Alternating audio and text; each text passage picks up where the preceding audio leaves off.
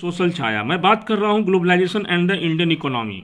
Economics में यह एक इम्पॉर्टेंट चैप्टर है और इसी के अंदर एक टॉपिक है the struggle for a fair globalisation. और इससे जो प्रश्न आते हैं उसमें आपको अपने व्यू देना है, आप अपने ओन थिंकिंग से आपको सजेस्ट करना है कि क्या किया जा सकता है फेयर ग्लोबलाइजेशन के लिए। अब देखिए, जैसा कि आप जानते हैं कि ग्लोबलाइजेशन का लाभ जो है वो सोसाइटी के सभी वर्गों में समान रूप से नहीं हुआ है। बहुत रिचेस्ट लोग हैं, पढ़े लिखे लोग हैं या टेक्निकल लोग हैं, तो उन लोगों ने इसका भरपूर फायदा उठाया है और दूसरी ओर बहुत सारे लोग इस बेनिफिट से अभी भी वंचित हैं। लेकिन ग्लोबलाइजेशन एक सच्चाई है जहां एक देश दूसरे देश से कनेक्ट हो रही है।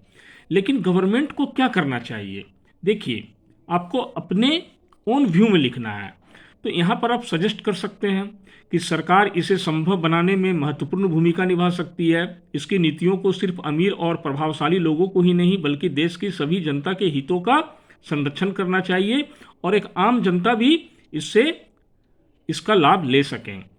इसके बाद हम लिख सकते हैं कि सरकार द्वारा किए जाने वाले कुछ उपाय ऐसे हैं जिसे एक उचित रूप में लागू किया जाना चाहिए।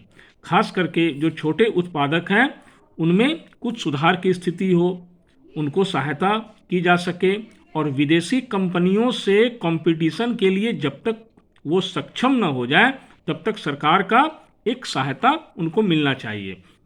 यदि आवश्यक हुआ तो सरकार व्यापार और निवेश अवरोधकों का प्रयोग कर सकती है।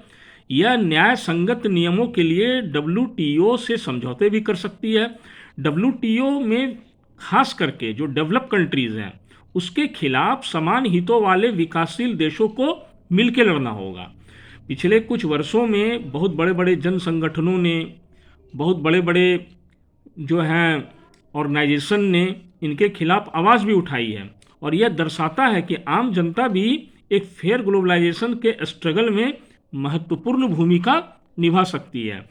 तो ग्लोबलाइजेशन का तो दौर है, ग्लोबलाइजेशन आया भी है, लेकिन फेयर ग्लोबलाइजेशन के कुछ ऐसे नियम हैं जो खास करके डेवलप कंट्रीज़ के ही इर्द गिर्द हैं और डेवलपिंग कंट्रीज़ उनके अगेंस्ट हमेशा लड़ती हैं। तो 2005 में हांगकांग में डब्ल्यूटीओ के विरुद्ध एक बड़ा अभियान चलाया गया और जन संगठन ने रोड पे, सड़क पे आकर के डब्ल्यूटीओ के कुछ नियमों का विरोध किया।